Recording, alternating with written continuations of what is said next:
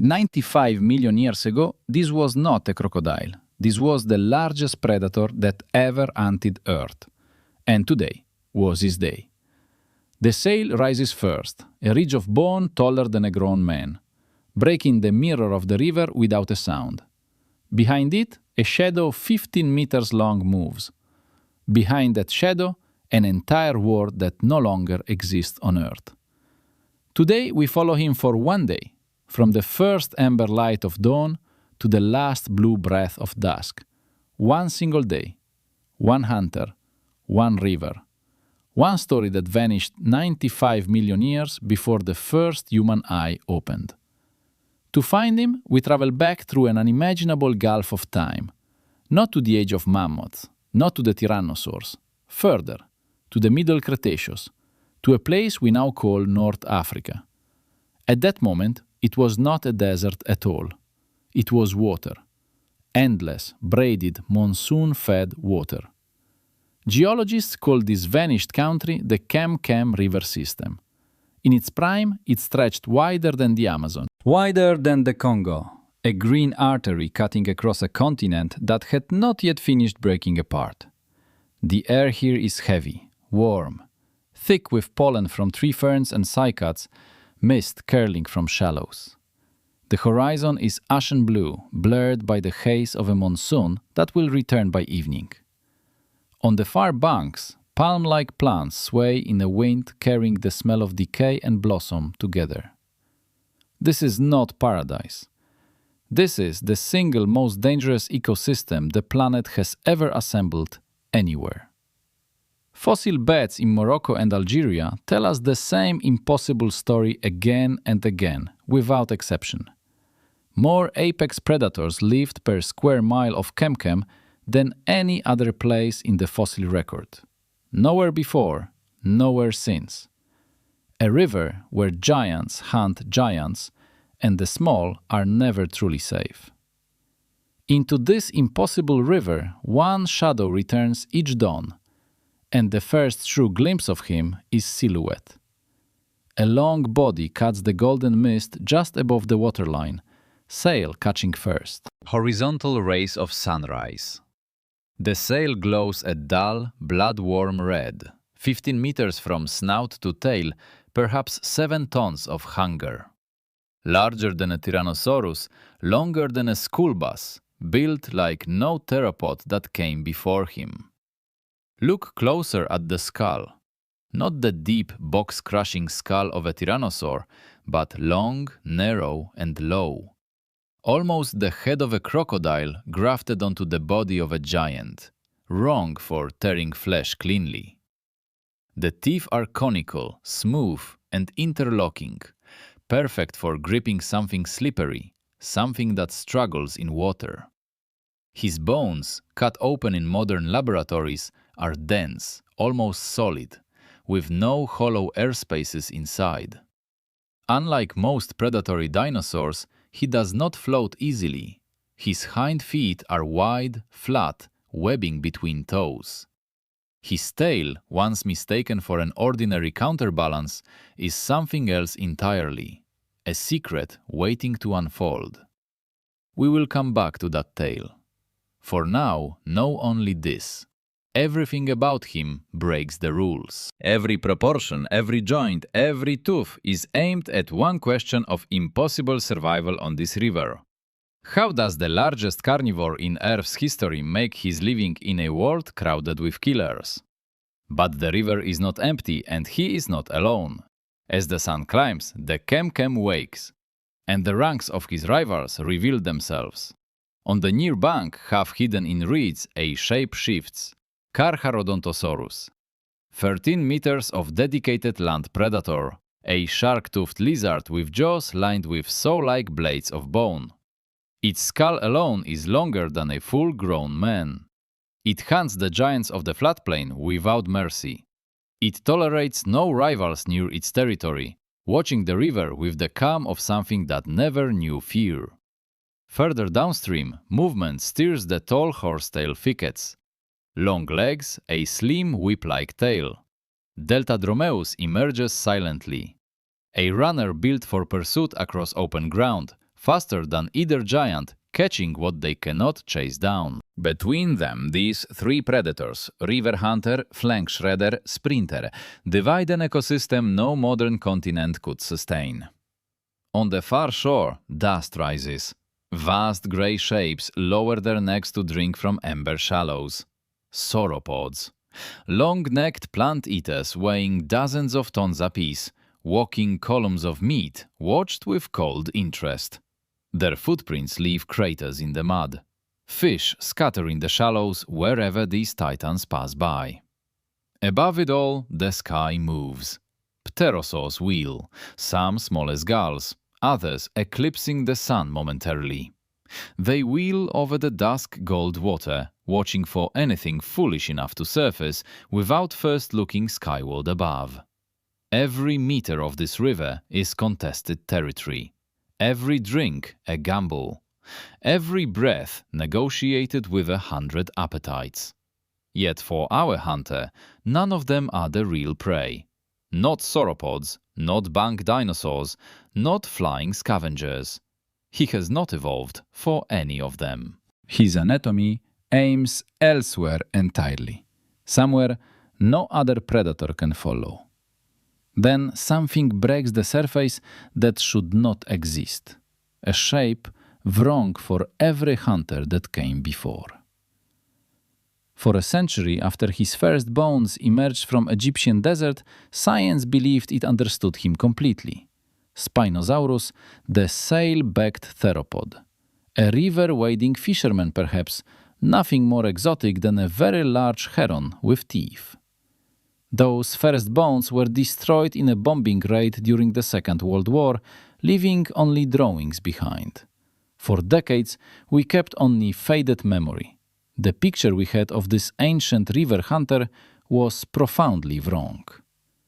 Then, in the early years of this century, new fossils began emerging from the red rocks of Morocco. A partial skeleton, a skull, a hip. Slowly, an animal reassembled itself in laboratories of Chicago, Milan, Casablanca. And what the new bones said was not what anyone expected. The truth was far stranger than science imagined. In the year 2020, the final piece arrived at last.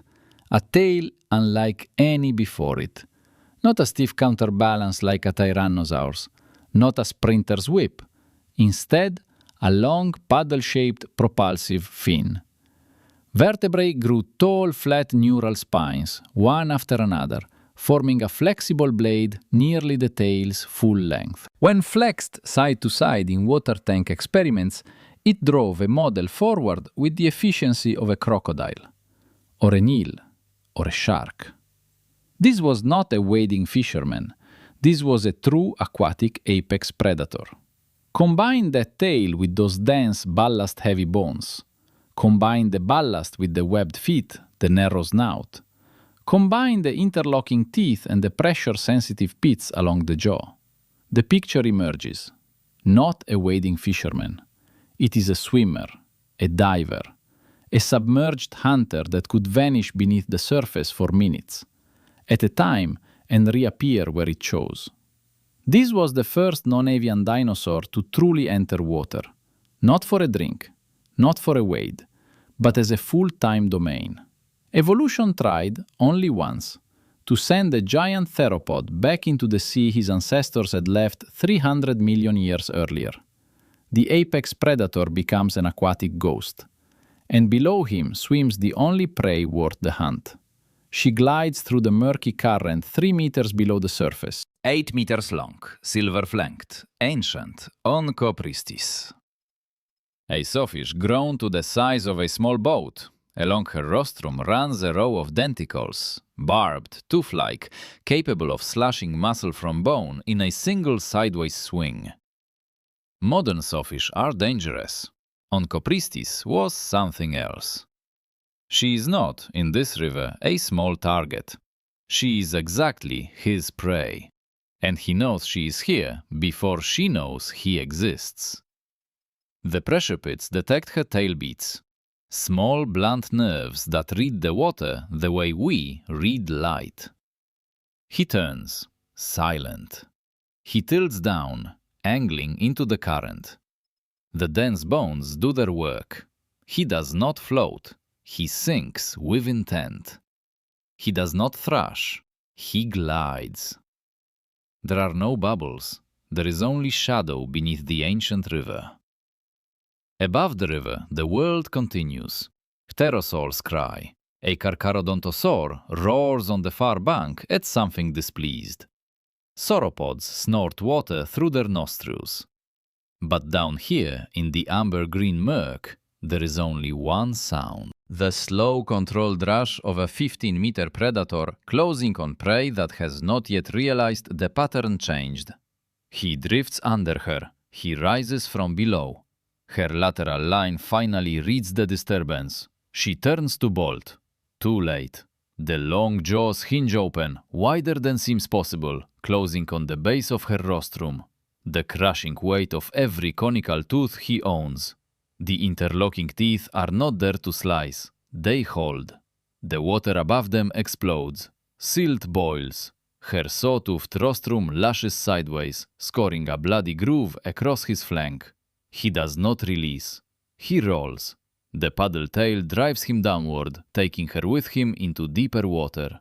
Into the deeper channel where she cannot lever herself against the bottom. Her thrashing weakens. Bubbles rise. Silence. The current carries away a slick of red. This is the kill nobody on land could ever make. No tyrannosaur could reach it. No Carcharodontosaur could follow her into the deep water. Only he could. Only he. Only this animal, in this river, in this narrow window of the Middle Cretaceous, performed this act of predation. A hunt that vanished with him, never repeated by any creature since. But the blood has summoned something worse. The scent of it drifts downstream. It slides between the reeds. It lifts on the humid air. And on the near bank, a head that has been watching the river for hours finally moves. Carcharodontosaurus.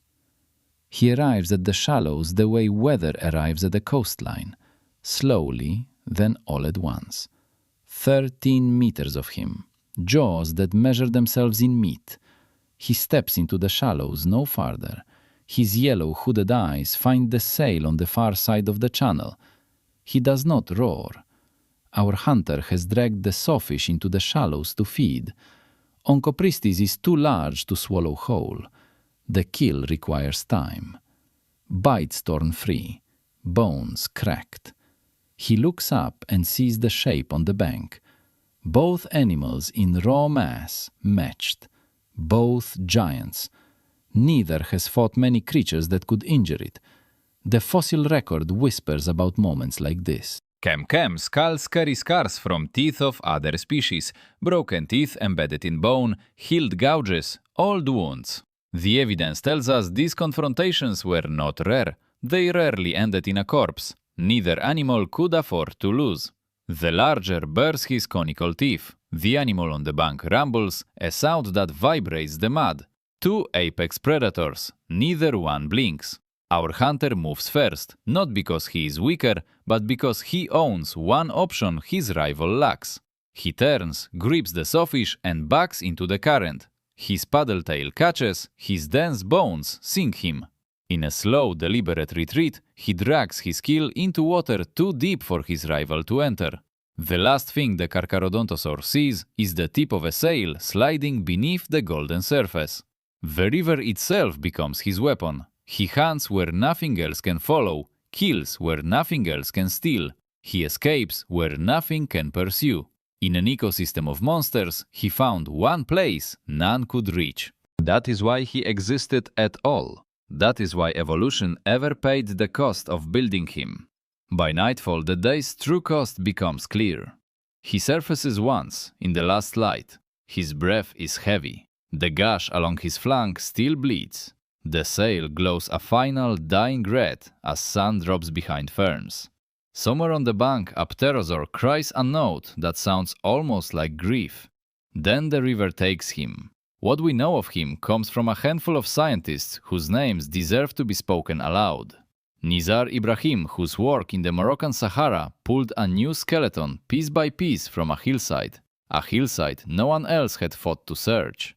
Paul Serino, whose career mapped theropods across Africa. Cristiano Dal Sasso, in Milan, Simone Maganuco. A generation of paleontologists who refused to accept the old picture, their fossils, their scans, their reconstructions, all of it built the animal you have just followed for a day. Isotope studies confirm what the anatomy suggested. Oxygen atoms locked inside his enamel carry a lifetime's signature. That signature belongs to fresh water, not on the bank, in the water. Chemistry agrees with skeleton entirely. He ate fish, he hunted fish, he lived among fish more than any other giant dinosaur, an aquatic predator. And the sail whose silhouette opened this story? Its function is still debated, and honesty demands we admit it. It may have served for display, drawing mates or intimidating rivals across the humid floodplains of his kingdom. It may have helped regulate his temperature in a humid, monsoon-heated climate beneath the burning equatorial sun. It may have broken his outline when he stalked prey in shallow water, a moving reed among reeds. Perhaps it did all of these things at once.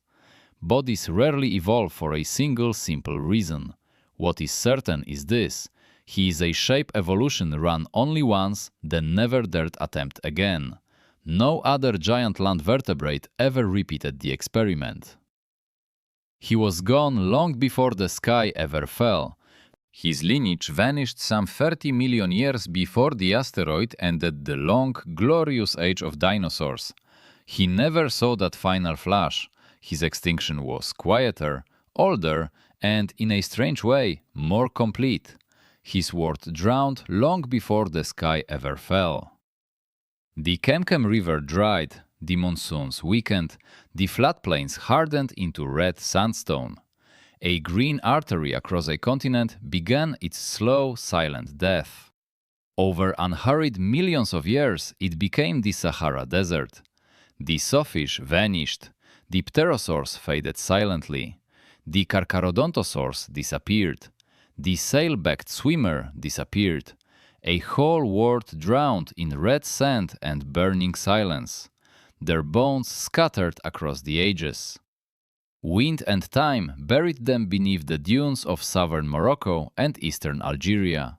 One hunter's day, multiplied by every day of every life across a lost ecosystem, has vanished forever into stone.